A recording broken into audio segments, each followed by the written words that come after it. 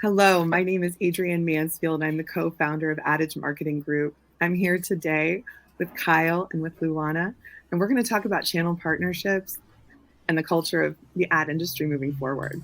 So, Kyle, do you want to go ahead and introduce yourself? Yeah, hello. I am Kyle Gondajuri. I'm co-founder and creative director at Instinct Animations.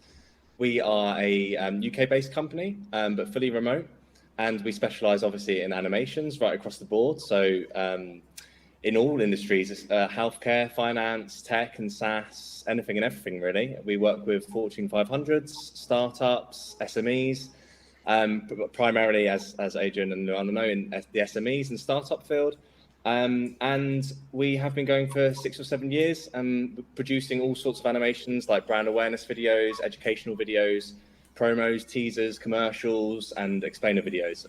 So yeah, that's a bit about Instinct. Instinct has such a phenomenal repertoire of different industries and a portfolio that just really scales, like Kyle said, from that startup capturing that voice all the way up to, carrying that corporate message consistently through via video. So it's great to have you, Kyle. Thanks, Luana? Adrian. Yeah, okay, I don't know how to follow that one, but my name is Luana Andrade. I'm born and raised in Brazil, but I work for digital marketing execution agents that is US based, but fully remotely, just like Kyle's company. And I'm the business development manager. Mostly I focus on making friends like Adrienne and trying to grow businesses with others. As a digital execution agents, we are basically the muscles of companies. We started with startups being the extra bandwidth that they needed. And then we ended up discovering that, Fortune 500 really big companies actually needed that extra hand. So nowadays we work mostly with medium to large companies. And our job is just to basically be the Black Ops team and come in and get things done whenever they need it. I love it. Execution is everything. And Luana, I love that you guys have scaled the way that you have over the years. And I think that it's exceptional for Adage. We've made a commitment to being a small agency, started as a small agency. And so it's great to know that there's so many other partners out there who are able to plug and play and work with clients at whatever place they are in their business cycle. I think that too, when it comes to selecting our channel partnerships, the culture is really essential, right? It's that being that similar place in your growth timeline and energy, but also the culture. So we'll go back to Luana first. How do you feel like the culture and partnerships really works for you? Yeah, we have a rule, which is if in the 31st seconds of a call with a possible partner, we don't laugh, then we shouldn't be partners. And that's because as we believe the partnerships are basically are a really long-term commitment for us, at least. We don't want to just do a project with a partner. We want to become part of their family, and we want them to become part of our family.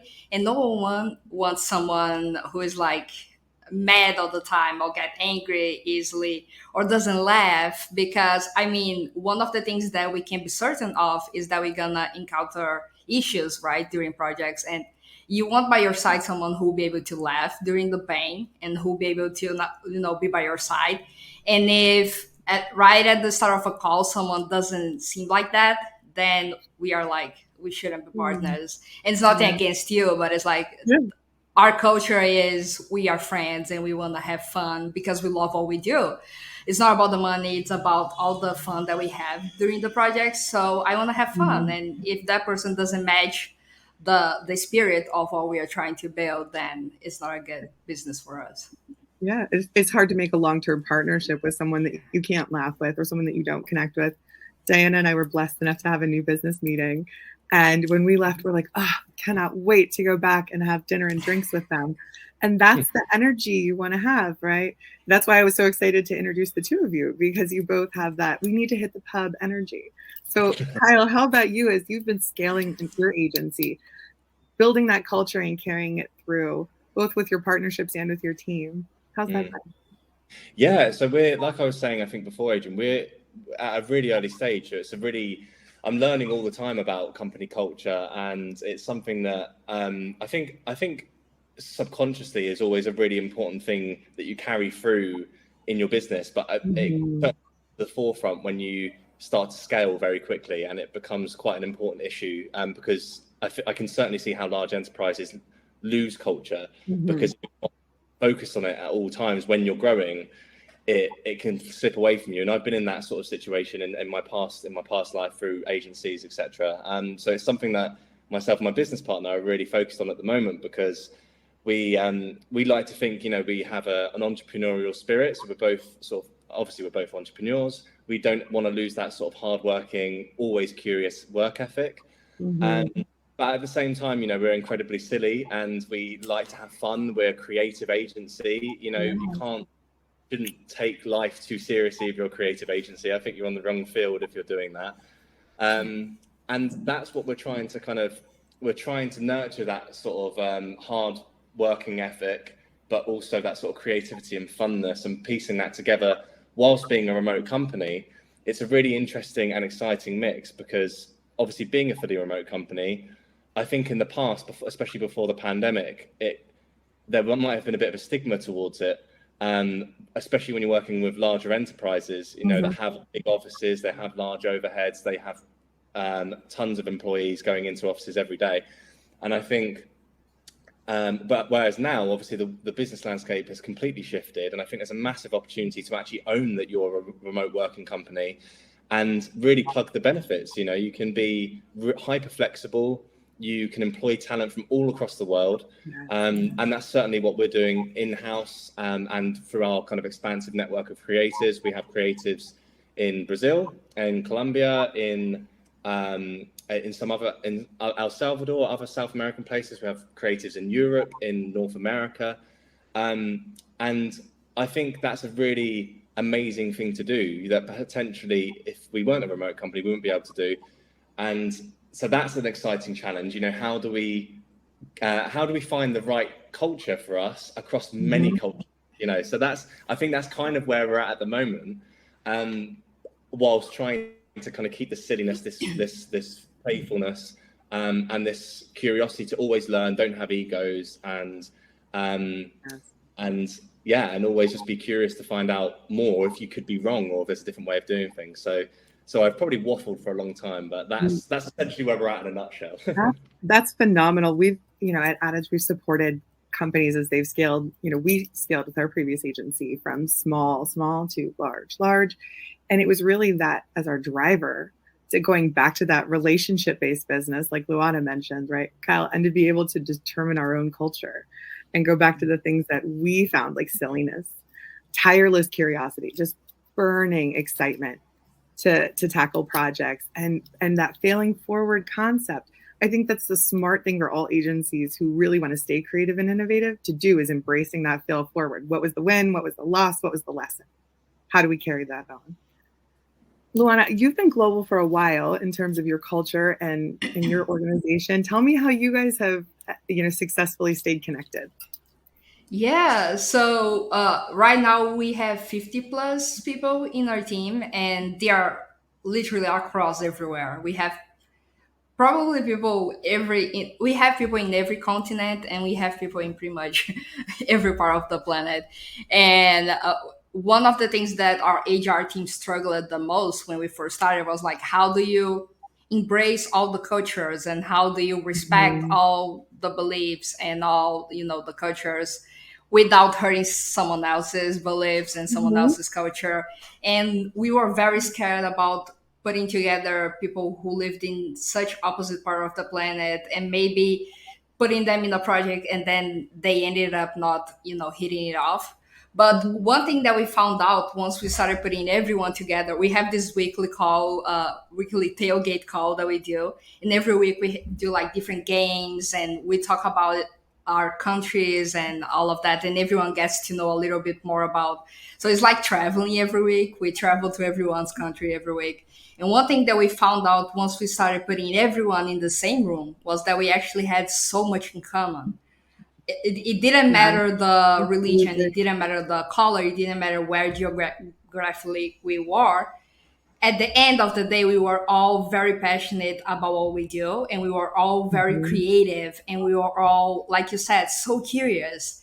we all wanted to learn so much. We all wanted to get this done so much that at the end of the day, the love that we had for the same thing overcame anything that we had different. So at the end of the day, we actually figured out that we were so much alike that we didn't have to worry about the differences.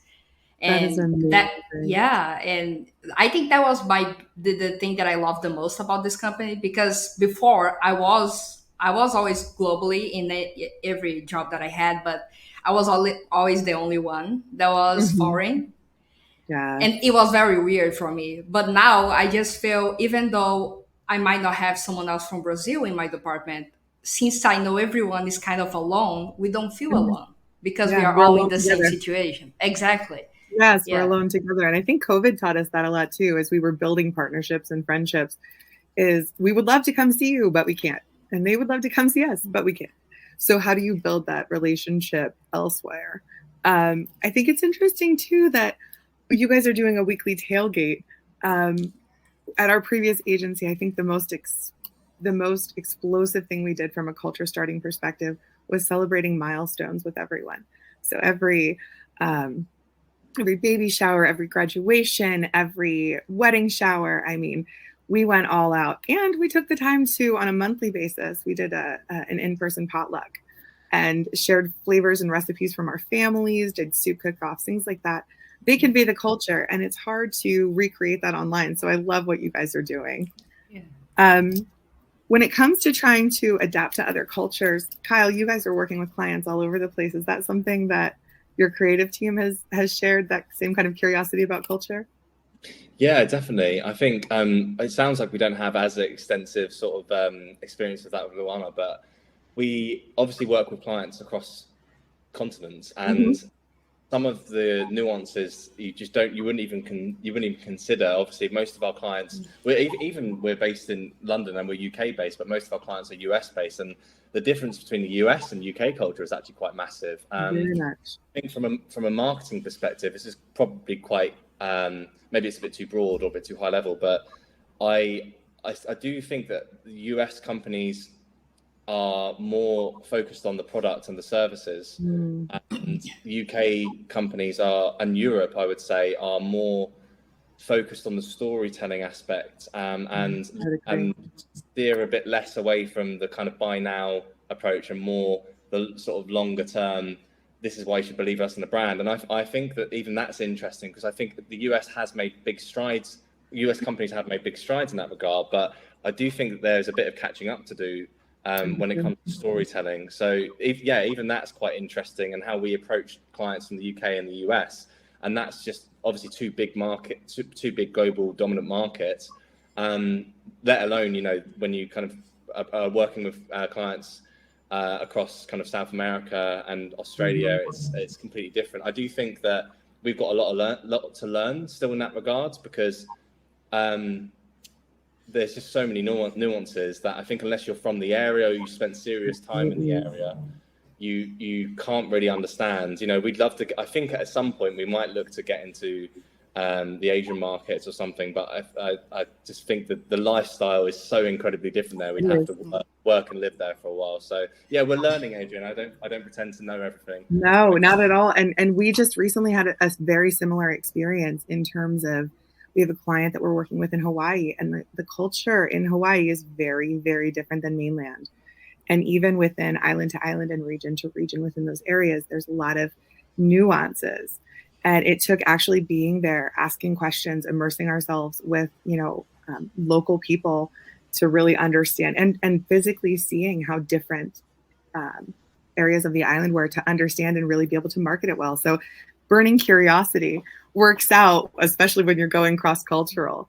And storytelling, that's one of my favorite things when we first met Instinct, was the story selling idea. And at Adage, our name is Adage because we tell everything with a story, right? There's a little grain of nugget in every single one. And so, we are the story keepers. We started collecting stories 20 years ago. And so we have the best case scenarios, and we have the dumpster fires, and we try to share both with our clients and with our partners. And I think that's really helpful too, as each of us onboard, right, different types of clients, to be able to share our knowledge with one another. Days like today. Yeah. Definitely. So I think that's going to be it for today in terms of our chat. I've been really lucky to have met and connected with both of you, and we're looking forward to all of the projects that we're going to be working together on in the future. Yeah. Awesome. Well, I'm Pleasure. looking forward to my trip to the US because I really need to meet Adrienne.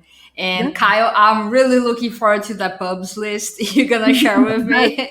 We need to all get on the same continent at the same time. Yeah. Yeah, we need to coordinate that and then do a live podcast or something else because Absolutely. I really feel like if we sit down together and we have some alcohol in our system, something pretty great is gonna come out of it. Our name, we had 2 beers and came up with our name. So I think all creative people can enjoy a drink and a brainstorm session. Yeah. Exactly. Who knows what we'll come up with 10 pints and the shots and everything else. Exactly. All the world's marketing problems together. Yeah. Exactly. We're gonna need to have someone recording because we'll probably forget and we're gonna have like something priceless created and then we won't remember it. Absolutely. Absolutely. I really enjoyed this. Thank you so much, Yeah. Kyle. Thank you so much, Adrienne. Adrienne, you know I love you. Kyle, it's a really big pleasure to meet you. One, because since Adrienne first spoke of you, I fell in love with the company. And now I can put a face to the company, so I enjoy it even more. Yeah, likewise. I'd love to. I'm looking forward to our kind of continued relationship, and I'd love to hear more about Pinchforth and where you're going as a company. Because obviously this is just scratching the surface, so lots more to learn. Thank you guys so much. Thank you guys. All right, take care.